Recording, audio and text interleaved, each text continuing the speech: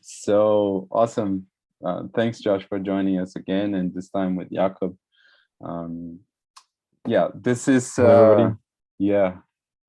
So this is a following up of DAOcast's previous episode where we sort of brought about some fresh energy, and to materialize that, today we have a conversation between the three of us. In theory, Jakob and I are co-hosting, but let's see how that goes. And another new is that we have this thingy here. So it's a map that we've prepared for the conversation. So some topics that we want to run with Josh, and also expand on the map itself, and have that as a repository of our chat here. With that, I'll pass it on to Jakob, and ask him how he's feeling as a co-host for this episode. Very exciting. This is very exciting. I think this is the first time that DAOcast has a co-host. Is that true? Yeah. Yeah. So, is it another first? Very excited to work with the Sticky Studio and to bring in both kind of like perspectives and weave into this conversation. Yeah. Amazing. And Josh, the beginning of this second conversation was a newsletter you sent out in October, if I'm not mistaken, late October, where you presented so many news around MetaGov, especially if we compare to when we first talked 2 years ago when the project was just beginning. So I think it would be a great idea to go over some of the things that were in that newsletter, and I have some of them here, such as GovBase and MetaGov Gateway. So maybe we can begin there, just like having an update on what's been done in MetaGov since then. Yeah, of course. So I think last time we talked, which is maybe almost a year ago, the MetaGov Gateway didn't exist. It was just called the MetaGov Prototype. There is now a fancy dancy website called gateway.metagov.org that actually goes over the basics of what the gateway is. Essentially, the gateway is a piece of MetaGov's offerings in the space, because originally we're still so MetaGov. Okay, long story short, maybe I should update people on what MetaGov is. It's a research collective of lots of different folks working together to build essentially a governance layer for the internet. By governance layer, we mean kind of like a ecosystem of interoperable tools and policies and scripts that provide different governance features. So providing endless options for customizability using these modulars for building blocks of governance. And the MetaGov Gateway is kind of like the first step toward that, because anytime you have an online community, essentially what happens is you have these existing services and platforms for those to interact with each other. They almost always do so through APIs. So you probably have some sort of backend services. And essentially what's going on here is we're building MetaGov Gateway as an API gateway for online communities, in the same sense that you have let's say large companies like Facebook, or I don't know, like GE have API gateways to organize all their different kind of services, activities that make their companies work. We want to build a gateway that helps online communities work and govern themselves.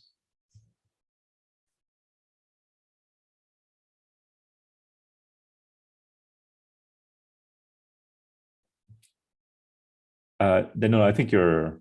Yeah, you muted. Oh, sorry. So I'm just curious if that sort of encompasses what's currently out there as dApps for DAOs. Is it at that level, or is it? No. So the gateway is really intended for off-chain users. Okay. So it's intended to kind of help you connect, mostly at this point, different off-chain services. So these are things like SourceGrid, Discord, Slack, GitHub. We have integrations with Open Collective, which is like a financial tool for, online communities, especially open source ones, as well as Lumio, which is like a decision-making protocol. And roughly speaking, like the use case for the gateway right now is the kind of facilitates connecting decision-making tools to the platforms where decisions are being made. So if you're making decisions about your finances on Open Collective, but the decisions are actually being made somewhere else, like Lumio, that helps you connect that. Similarly, what we're hoping to build in the next 6 months is more Web3 integrations. So just like, if your decisions are being made, I don't know, in Aragon or in Gnosis, but actually like the debates and all the sort of like discussions, the decisions are actually being made in Snapshot or on Discord. We want to sort of help connect those things so that ultimately it's how do I say it? It's easier and a more fluid experience for the end user. Gotcha. So Josh, I imagine there's like a palette or like a combination of like different tools that are coming together here, right? Like a conversation tool, a decision-making tool, maybe like a finance tool. I'm curious, like, are you completely like agnostic about like which tools you're using, or is there like do you use certain criteria? We really try to be agnostic. I mean, so far, we've leaned toward first building integrations and plugins for open source tools, because it's often like it's how do I say it? A little bit more of a stable experience. Though obviously we built integrations to just like the ones that people use, like Slack and Discord, right? Generally speaking, like the way to think about, like a different way of thinking about the MetaGov Gateway is that we're really trying to sort of recreate the experience of like a module manager for like for a game. If you ever like work with Minecraft, you set up a server, you have all these different options and modules you can sort of pick and choose to modify the game, or like, lots of games that come with like little mod packages, right? What we're trying to do is basically build a mod manager for online communities. And this is online communities, not just like Discord and Slack, but really like online communities in general, as they exist in all their different variations. I really appreciate your gamer analogies. They're very useful to. Of course. What is the next milestone? I guess like what can people expect already to be able to do in MetaGov, and what's the next milestone in MetaGov Gateway? So yeah, for the Gateway project, so they can already set up these kind of integration workflows. The MetaGov Gateway is very tightly linked, tightly integrated with a really powerful tool called Policy Kit that allows you to write kind of custom scripts, basically custom forms of governance that overlay existing governance tool sets, like built into Slack or Discord. So basically it's saying that, Slack and Discord usually have a very hierarchical model for how to govern those, platforms of technologies. But by using MetaGov Gateway and Policy Kit, you can overwrite these things and enable more, how do I say it, like democratic modes of governance, right? Directly in those platforms. It also allows you, as I mentioned before, connect different platforms. So if you don't want to write all your own decision-making software, you want to use somebody else, but you want that to be tightly integrated to where your community actually lives, and the gateway allows you to do that. I have a very practical question from my own experience with community engagement and all of that. Will the gateway be integrated with things like WhatsApp, Telegram, those kind of most popular apps? Yes. So like the plan is, we first started with Discourse because it was open source and it's very widely used, and it's also like kind of like a very well documented API. The issue with building integrations to first off, WhatsApp is owned by Facebook, so that's one of the things that held us back. We're very likely going to still build a WhatsApp integration. We just want to prioritize the open source ones first. But also, like, there's a lot of let's say like different chat utilities, and building integrations with them requires certain kinds of like essentially finesse. Essentially, you're building kind of like, if you want to take a bot approach or like a slightly different approach that uses a different kind of plugin architecture. Anyways, these are kind of questions that arise. But yeah, we're definitely planning on building initial integration to some chat utility, probably either WhatsApp or Telegram or Matrix. That's very cool and very helpful at the end of the day. And also, well, since we mentioned, well, the WhatsApp and all that, one thing that we had here for a topic of conversation is the whole metaverse universe. Well, the company that shall not be named has recently done the move that we all know about, and I wonder if that's something you guys have been looking at in terms of possible use cases for MetaGov. Since I mean, what was it like?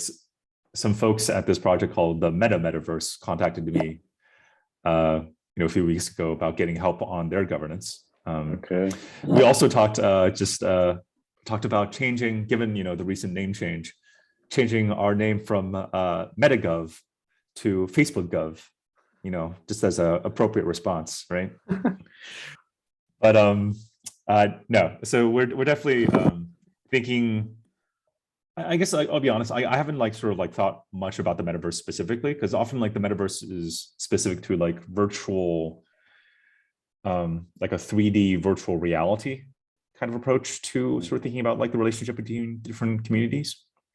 And honestly, like, okay, yeah, sure, that's a thing. But I think there are much more interesting variations of like ways in which communities can interact and sort of live on top of each other and overlap, that don't necessarily have to have a 3D visual representation, right? Think of like sort of like bridges between different Slacks or Discords, bridges between different like blockchains, DAO-to-DAO interactions. There's lots of these examples of these different kinds of interactions and possibilities that I think are honestly more exciting than the, I don't know, what is it, like the Ready Player One version of like a metaverse. Right, I am totally with you on that. It's just that what I wonder is that company of that size sort of like pushing up that movement. I wonder how much of that will happen regardless of what we consider to be even healthier for human interactions, right? Because they are putting, well, much of their resource on, not sure the majority of it, but they announced $10 billion or something like that in the next 5 years or so. So I guess that will sort of like push people into that space somewhat. Yeah, I mean, you can throw a lot of money at things, but and oftentimes that will get it to work. But sometimes, maybe another way of thinking about it. If your cost of getting your next user is like $100 or $1,000, if you're like Facebook, I mean, sure, you can throw that money. But if somebody else's cost of getting a new user is 1 cent, right? That's like a huge order of difference. I mean, maybe it's 1 cent because it's like a better product, or it's actually interesting, or it solves an actual problem in people's lives, as opposed to solves a problem, or sort of like realizes some vision that the big, like Mark Zuckerberg believes will happen. Right. So, anyways, I think the metaverse is an interesting idea. I don't know like how exactly it's going to work out and whether it's actually going to be popular. My sense is like if you look at like stuff like Second Life, that was a kind of metaverse, and obviously like it didn't really take off. It was replaced by other things. People talk about like Fortnite and sort of Roblox as a metaverse, and like sure, in some sense it is, but it's also like, is this like where we think the future of the internet is? Like, is it Fortnite? Hopefully not. Yeah, just to finish this up, I also read a review where I think the author was point on when he said that this is actually very, if you look at the past, is what's happening is very characteristic of big companies that are sort of like losing their user base. So they like they go on to this big move so as to try to appeal to a new generation, but history has shown that oftentimes it doesn't matter how much they try, things just cycle. So I'm actually hoping for that. I mean, yeah, I suspect we can look forward to some creative destruction in the next, 5 to 10 years. Josh, on this note of metaverse, right? I'm curious about, do you see yourself as, or like yourself and like MetaGov as playing a central role in like the open source interoperable paradigm as a next phase of the internet, or how the internet, quote unquote, should be? Well, that sounds highly ambitious. But yeah, I mean, we obviously do want to play a role, and we want to sort of facilitate, I don't know if like the word is next phase of the internet, but like we want the internet as it is to evolve or to become sort of more friendly to different forms of governance and different forms of self-governance, especially, right? And the protocols and the standards that we're kind of piloting in the experiments that we're running, I think we hope will be a part of that. But we're also kind of here as, how do I say it? Like, we're a nonprofit. We build software, but and we obviously want that software to be used, but we also conduct like very basic research. So part of what we're trying to do is just like understand some of these questions, get some more light into this ecosystem, so there's more understanding, and yeah, kind of like push the way forward, but also trying to like just understand what people are even doing in this space. Wonderful. And I'm aware that you've recently gotten a Gitcoin grant, right? And are starting a MetaGov DAO. Is that true? Yes. Yes. What is the role of that, of making what you just said concrete? Sure. Oh gosh. So this actually really happened kind of very organically and randomly. Essentially, Kelsey Nevins, who's in MetaGov, kind of suggested, oh, why don't we sort of like post a Gitcoin grant for like MetaGov and this idea of a MetaGov DAO. And we posted this, and we really didn't expect that much of it. And suddenly, magically, like 20 days later, we had $50,000 in the bank.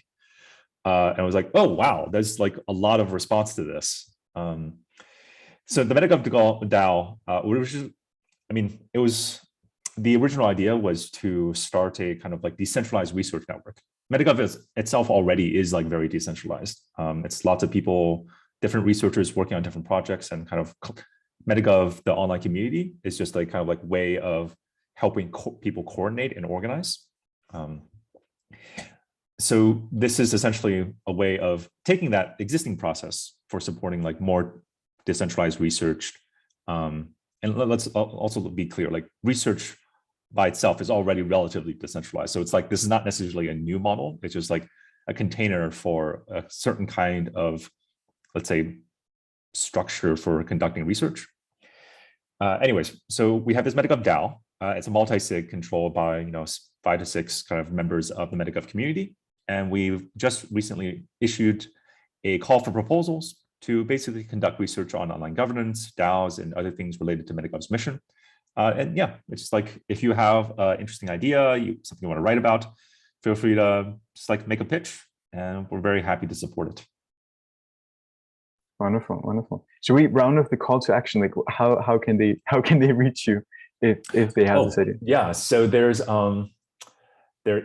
a web page. Honestly, just like go to MetaGov, the MetaGov Twitter, like MetaGov_project, and you'll see all the sort of links and explanation necessary there. It'll send you the web page as well as the direct kind of like a type form where you can put in a proposal. Mm-hmm. So I've read the proposal, and to be totally honest, I'm considering submitting something. And I'll take this moment actually to ask you something on that. How are you? how are you expecting to match what comes from these call to what's currently going on within MetaGov? Is there any frame for that, or will it be more of a yeah, based on the evaluators' opinions and so on? Mm-hmm. I think honestly, it's there's just kind of two things that we're trying to, or maybe 2 to 3 things we're trying to encourage in this call. One is, so MetaGov is a research kind of like collective / network, right? And the way a network works is you try to facilitate more connections between people. So we're definitely trying to facilitate more collaborations between different people in the MetaGov community. So trying to like encourage people to form new connections and new collaborations, and explore like, oh, there are lots of people like who have gone through these intros, posted their introductions in the intros channel. Why don't you like reach out to each other and sort of ideate something? Or just like sort of post your proposal and say like, hey, maybe I'm looking for some collaborators who might be interested. The second thing is to facilitate more like kind of just also like digging into this idea of like research and community, facilitating more events and education for the MetaGov community itself. So how can we improve the sort of effectiveness of our research community? How do we sort of like, for example, build more onboarding tools? Like one of the things that we've been talking about is talking with some folks at Deepwork, which is like a design studio in Berlin, around maybe building up some sort of like platform or mechanism for upskilling people. So like, you know, you come into MetaGov, maybe you haven't done that much research before, but you're a practitioner in online communities, and sort of like educating people and sort of verifying their sort of like their ability to do certain kinds of work. So upskilling, this sort of upskilling. But different proposals for like, I think, encouraging more collaboration and research in the community and making the community itself a more vibrant place. Perfect. So those are 2 things that I think we definitely want to encourage through this call. Amazing. And just on a practical note, are you evaluating the proposals on a rolling basis? And is there a deadline? That I think that wasn't specified on the call itself. Yeah, it is a rolling basis, but we meet like every month or so. So we evaluate them at those times. Okay, cool. Yeah, I think Jakob had another one. Yeah, follow-up question from me, like talking about community and talking about like potentially even like internal governance, right? As in container that is working on governance, there's a certain like meta level to it, right? And I'm curious if like about the fractal nature of it, and like what the principles you use for your internal governance and your internal organization. So for our internal organization, for MetaGov itself, so MetaGov is itself registered as a nonprofit corporation in Massachusetts, and there's a board of directors for that. And it's like, in that sense, it's like a standard nonprofit. And we need that in order to have a fiat bank account.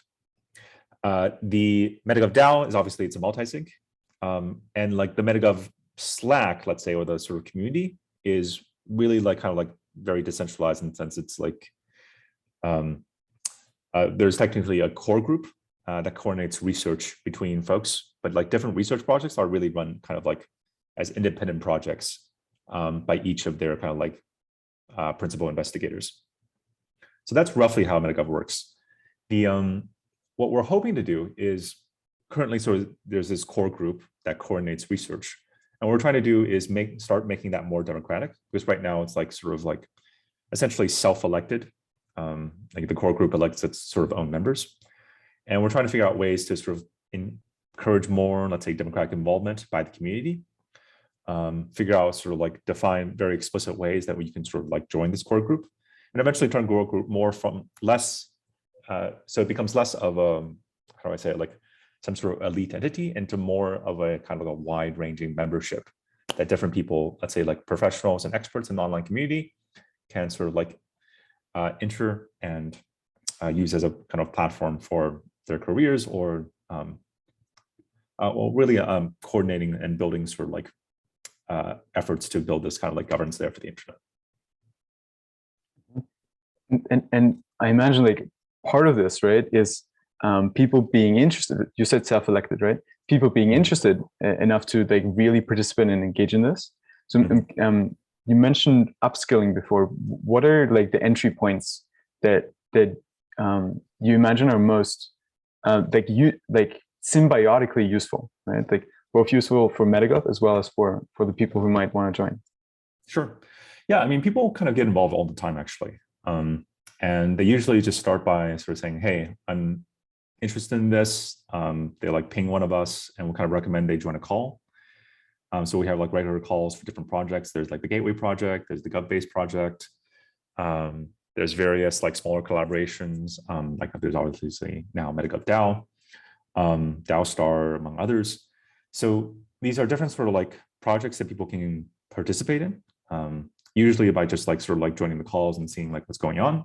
And then eventually saying, oh, hey, I'm like interested in doing this. And they do something. And then people usually like pretty, you know, open to sort of like collaborating in that sense. So it's another way of thinking about it's like it's very duocratic. Like if you want to do something and you have the time to do it, then do it. And there's usually like people there to kind of facilitate like turning that into a research project of some sort. Wonderful, wonderful. I really appreciate the natural quality of it, right? Like the in the duocracy. It seems to me like there's like you've touched like a nerve in people engaging with the internet, caring for the internet, right? Caring for the planet, if you want. And we've talked about this before, right? The next phase of the internet. I'm curious, what like the major developments you see that you are tracking in MetaGov? In the internet, you mean? Yes, like in the sphere. Well, major developments. I would say definitely Web3 is one of them. And you know, since we're talking about DAOs in this call, certainly like the development and let's say maturation of the DAO ecosystem from something that's, you know, is really just one sentence mention in the original Ethereum white paper to something that's become like an actual, you know, ecosystem that people are like thinking about using, and it's poised, I think, to really take off and become a huge thing in the next, you know, even 1 to 2 years, right? So we're heavily invested in this space, partly because, you know, what are DAOs? They're really just like big old governance structures, right? There's nothing more to them. It's like how do a group of people get together to make joint decisions about like a bank account or a wallet, right? There's not really much more to it. So it's a really excellent way of like concentrating attention on this idea of governance. Beyond DAOs, I think we're really interested in how to, how do I say it? So our mission is around facilitating self-governance in online communities, right? And we're really looking forward to figuring out how to sort of like onboard more platforms. I would say like you could call them Web2 platforms, or, you know, technologies, technical stacks, communities that are sort of currently, let's say, owned and operated and governed by centralized, let's say, private companies. Figure out ways to allow those companies and support those companies as they transition themselves to more forms of, let's say, like community-based governance. So this is kind of coined by one of like MetaGov's key people, Nathan Schneider, as an exit to community. So we're trying to figure out ways to facilitate different kinds of exit to community. Amazing. And I love this vision, or not even sure it's a vision, right? I see it more as like a vector. It's something that wants to happen, is about to happen. Right? I'm curious, like maybe as a percentage, how ready do you think like low tech, non-coder leaders, organizers, community, like how ready are we to make this transition? Oh God, I'll be honest, I'm not Okay. I'm not sure, but I can say that we were just funded actually by the Henry Luce Foundation to essentially go into a couple of, let's say, non-technical / marginalized communities and try to figure out like how can some of these tools that people are building in, like ecosystems like open source or Web3 that are like oftentimes very highly technical and assume lots of like technical specifics, like people are engaging on like Discord or like have like Web3 wallets, and like you can't make those assumptions for like a marginalized like urban urban community necessarily, right? Or lots of different like sort of like rural communities, for example. So how can we use some of the tools and innovations being developed in these spaces and leverage them for these kinds of communities? So we're going to be going into a few of these communities, setting up workshops and trying to figure out like, okay, how can some of these tools be used for the governance issues that you're addressing? How does the UX for these things need to be redesigned or reconfigured in order to be more usable and, not just immediately alienate the users and the people in your communities, right? So we're really trying to take I think what's called like a design justice approach to this. So we can figure out how to, first off, design MetaGov to sort of better serve these communities and give them a voice in the design of these tools that are certainly taking over parts of the internet. And hopefully before they become, these terrifying, giant, unapproachable technology stacks, we figure out a way of, giving these different communities a voice in their development so that we can make them more accessible. Wonderful. It's beautiful. Sounds amazing. Yes, please. More of that. Yes. I imagine, Josh, that like someone who feels excited by this, as much excited as myself and Danilo, maybe, right? The community aspect of the MetaGov DAO might be like an entry point, like very concretely of how they would connect to MetaGov. And is it true that like organically through the networking that you mentioned, there might be enough people who can support these people to facilitate this transition, even if the excited person is not a coder themselves? Yeah, so like definitely like for MetaGov DAO, for that CFP, it's not expected you're a coder. It's more, it's directly to support research, right? Which can be software research. So that's the thing.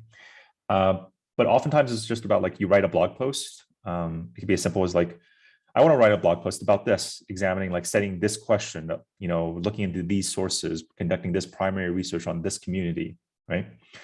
And if it's something I think that's, finds purchase in the community, then it's something, that would be amazing to support.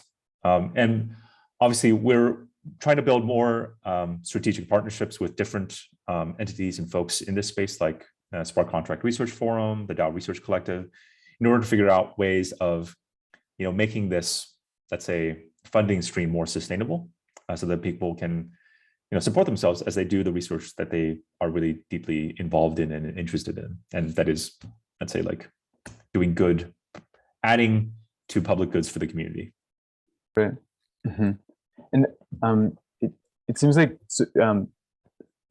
there's this research aspect of what seems to me like a research and action platform, right?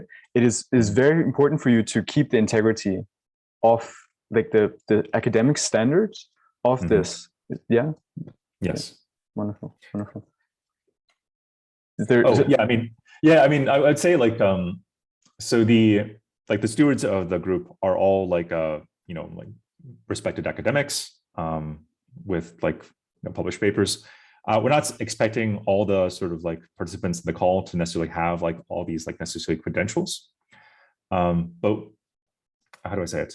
We definitely want to encourage like and this is kind of the thing like where we wanted to encourage like upskilling to get people to the point where they can publish let's say like what's the right word for this, good research, like whatever that means. Things that are like evidence-backed, that aren't just like sort of like opinions, good writing that sort of communicates a point, and that is based in, let's say, not necessarily an established literature, but some sort of literature, some sort of like sense of like, this is what's already out there, and I'm responding to these in a kind of like interesting and useful way. Perfect.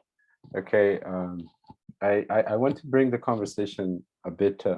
I will even say lefter to the map.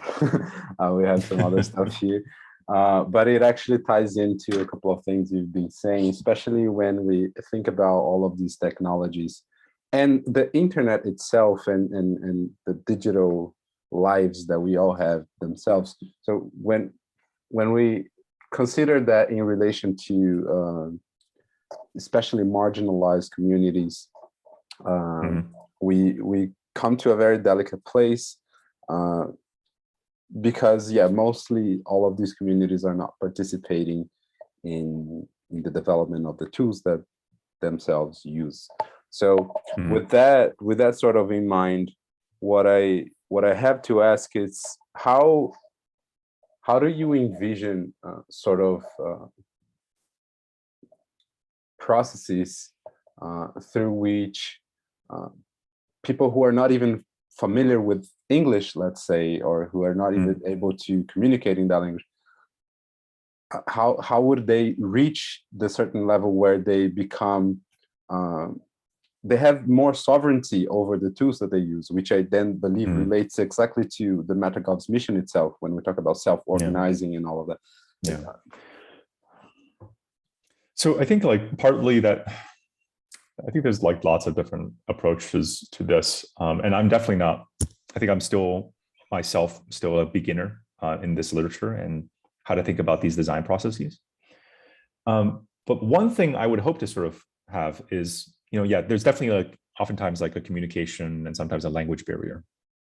And the way I would want to approach that, and that I'm planning on, is trying to sort of like create fellowships for, let's say, facilitators directly in those communities, to kind of like help communicate between let's just face it, like MetaGov, it's all like, it's a very technical group of people trying to build the software. So to facilitate communication between this group of engineers and this community that has like various different needs and sort of like, let's say, like customs and norms with respect to like how they communicate and identify problems. We're also sort of thinking about like having, workshops of some sort that sort of engage the community directly in these tools. But also like, it's kind of like there's a hypothesis in the back that, we want to sort of offer like lots of different tools, right? And some of those tools might be useful to communities. And also if the tools are relatively small, then maybe the communities themselves or persons in those communities can like modify or fork those tools and stick them together, right? Because the idea is like, if you provide access to lots of different modules, people have the ability to sort of like connect those modules up in a relatively easy way, and essentially customize from custom forms of like, let's say, governance or online of community that fit their needs. I think this is like necessary, not just for like marginalized communities who have very specific needs, but like every community, almost every community has a very, very specific needs. So it's this hypothesis that, by supporting more customization, we're going to be able to satisfy like, let's say, a wider range of requirements, including the different kinds of requirements that these particular communities, marginalized communities, might have. That's really good to hear. And yeah, it's still on that note, but sort of like flipping things a bit. Have you guys discussed, or is it in mind to sort of ask these communities for what is it that they would have to teach in relation to governance to the broader online digital community? And I'll be even more specific here. I'm thinking more precisely about, for example, native people communities, And well, yeah, I'm having some specific in mind, but I'll just end there. Yeah, so I think one of the things we're reading right now, actually, it's just literally right on my desk, is over here, this book, The Dawn of Everything by the Davids. Yeah, so Jakob was just there during our discussion yesterday. And this poses this idea that like lots of native communities, lots of like governance innovation happen in the context of these, I guess we could call them native communities, or sort of like early kind of communities, things that don't necessarily fall into the like traditional scope of like white Greco-Roman kind of civilization, and that's that particular narrative, right? Obviously lots of innovations did come from that strand, that let's say like that history, but lots of other sort of like possibilities emerge if you look at the wide variety of different practices in kind of like, let's say like different world civilizations and sort of native cultures. And I think that really gels well with the kind of what we're trying to sort of emphasize in MetaGov and what we're trying to support through discrete concrete projects like the Gateway and like GovBase. But and I would say there are actually already examples of this. So we're working with folks like Harold and HC at Wampum to kind of like figure out how to use the MetaGov Gateway to support different kinds of like native cultural practices, like voting schemes and sort of like consensus schemes that are really directly derived from like these particular cultures. So yeah, we're actually extraordinarily excited by this specific kinds of experimentation, because I think they reflect different modes of different possibilities for how we can interact with each other that are not like what we already have. Right. That's perfect. So is it fair to say that to a certain extent the Gateway has been inspired by some other cultural practices other than this more I wouldn't say traditional, but the westernized track of civilization? So okay. Yeah, absolutely. I mean, like one of the things that like really inspired me when I was like just starting to do this research is like, oh wow, like the U.S. Constitution was actually partly inspired by the the Iroquois Confederation, right? And just realizing there's like history is so much more complicated than we think it is, and not to necessarily not to assume that we as like engineers or designers know what should exist or the best forms of governance. That really there's so much wisdom in communities, and we need to figure out ways of allowing communities to express that wisdom, to capture that wisdom, and apply it to to themselves, right, and to share it with other communities. I think that's our hope with MetaGov as a whole, and that's as I mentioned, what we're hoping to facilitate through like these specific projects. Awesome. That's amazing to hear. Thank you. And I'm also being mindful, of our time here. We have about 10 minutes left. And now, maybe bringing the conversation towards more of a closing moment. I want to show something we've mentioned here. So we've talked in the preparation for this call, Jakob and I talked about what we call necessary/urgent experimental human assemblage. So what is that? So from our standpoint, we are witnessing sort of like the emergence of different assemblages of people due to all of the convergence of crises we're living in, right? So all the way from climate change to historical justice, all of that. So we're seeing that people are trying to assemble or coming together in ways that are different than we see traditionally. And that goes all the way from communities that are related to one specific bioregion to DAOs themselves, at least from my own perspective. So around that, we've identified two specific experiments that sort of like fit that category. One of them being Tao DAO. And I want to bring this here because, willing or not, we are talking here at DAOcast, but in the context of Tao DAO, which is an experimentation around a cultural DAO. So this has started off in Brazil, myself participating in it, as well a couple of other people. Some of them you might even know, Danilo Lessa, in working at Block Science. In any case, we've been thinking about what are sort of the cultural traits that are more aligned, or more, the dog's barking, but more aligned with our vision of what a DAO is, which is basically a network of people collaborating in a way that is more regenerative as opposed to extractive, right?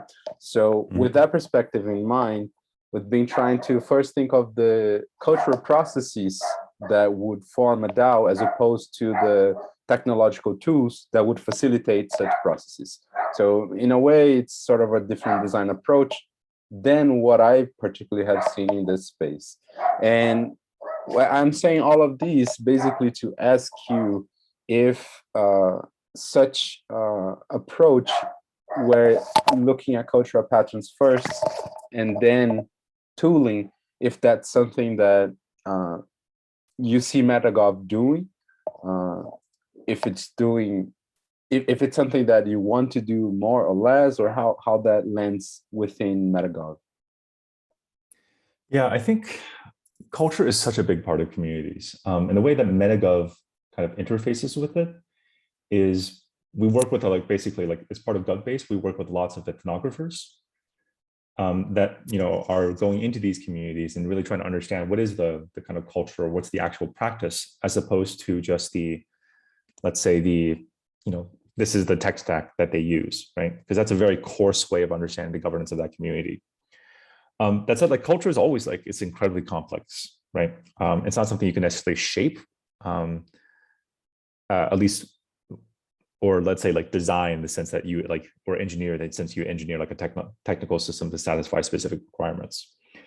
I think a question that we've been struggling with for a while is how do we sort of think about culture in this, in this sort of in this way, or in this perspective? How do we get out of the way of culture? Because honestly, let's just say the success of a community is maybe 20% based on the technology and the institutions it has, the formal institutions, and really 80% on just the people and how they interact with each other. Just another word for culture, right? Description of what we call culture.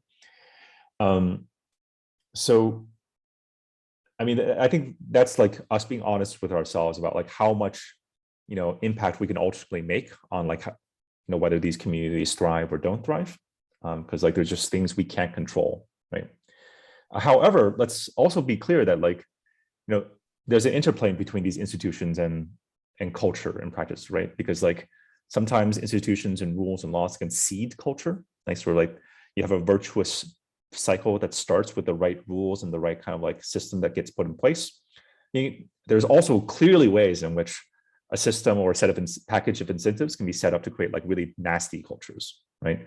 Where people are just there to extract value out of the system, out of the community, and then they just leave, right? And that's clearly not things. There are ways of sort of designing systems to sort of counter that, or at least minimize the risk. So anyways, it's a convoluted picture, and we're honestly struggling with it as much as many communities. And I think our perspective here is that we should be learning, we as researchers, as quote unquote experts, really should be learning from communities, as opposed to sort of saying, oh, we know the answers, because I don't think we do. I highly appreciate what you're saying there, and it confirms a lot of my beliefs, what one of the challenges are, for the next phase of the internet, or for the next phase of how we organize ourselves, right, as humanity, if we want. I noticed that I didn't change my my profile name. It still says a WeFlow steward, and in WeFlow, we're really working with this interpersonal element and looking at like not just ethnographically, like how cultures have been doing things, but like what if in real time we can emerge the culture that we want through making agreements, through looking inside ourselves. And I'm highly like it's so like positively validating for me to hear that like there's such value in this, and there's such importance that we can bring to the interior like aspect of our human existence, right? And so I'm curious about this, Josh. Like how do you see like the interior dimension coming into governance? You mentioned needs and wisdom, right? Like how, like what role does that play in your conceptualization of? So I guess the way I think about it is, I try to take an empirical perspective and say, okay, well, let's figure out like where are the values making a difference, or how are people communicating their values in these existing kind of like communities. And like one of the projects we're just running, kind of like actually about to kind of like close to publishing, is a new data set of constitutions, of like DAO constitutions. And you see in these constitutions, for the DAOs that take the trouble to actually sort of put them out, is like articulations of values, of the goals of the DAO, but also like how they expect people to engage. And then, so these are articulations of these values, right? And, like they're signifiers of culture, but they're not the culture itself. And then we want to match that against the actual ethnographic observations. Like, does this sort of correspond, like the stating these values and inculcating them in a constitution, actually like help produce this culture? Or are there other things that we need to do to kind of support that? So once again, like, okay, this is again a very like institutional and kind of like, let's say like for me, like still more like, okay, I'm coming at this from the outside. I'm a researcher. I'm trying to figure out like how to support this, design discrete interventions, which usually end up looking kind of more institutional, right? On the sort of subject of like, because I sense your question is like, what, like if you're a member of the community and you have these like values and you want to sort of like produce this culture, like, how to do that? Is that kind of the sense where you were going? Kind of like, to me, it seems like really now, like our potential hesitancy to look inside, to like what we want, what we need, how we feel, is something like a glass ceiling, including for governance. Do you agree with this statement? Yeah, I definitely think that certainly in like the DAO space, in like these relatively technocratic communities, there's this really like perhaps too much of an emphasis that's become almost a blindness to the importance of culture and values in producing successful outcomes, right? There's too much of an emphasis on like technocratic incentive design or code or certain kinds of like, this is how the voting system will be set up, and if it's set up this way, it's going to be magic, right? It's going to produce all the right outcomes. Or I'm just going to throw a prediction market and that's going to solve the problem. And like clearly it doesn't. So it's yeah, I guess if that to me is like yeah, that's a major problem with, I would say, like this ecosystem right now, that there's like over reliance on these technocratic solutions and not enough like thinking about, these are my values and these are our shared values, and this is how we treat each other, and this is the culture we want to have. That pretty much sums it up why DAOcast came to be, because that was exactly the feeling after after myself participating in DAO Stack ICO as a community manager. Too much technology here, people. Let's talk about the soft stuff. Okay, so in respect to time, I will wrap things up here.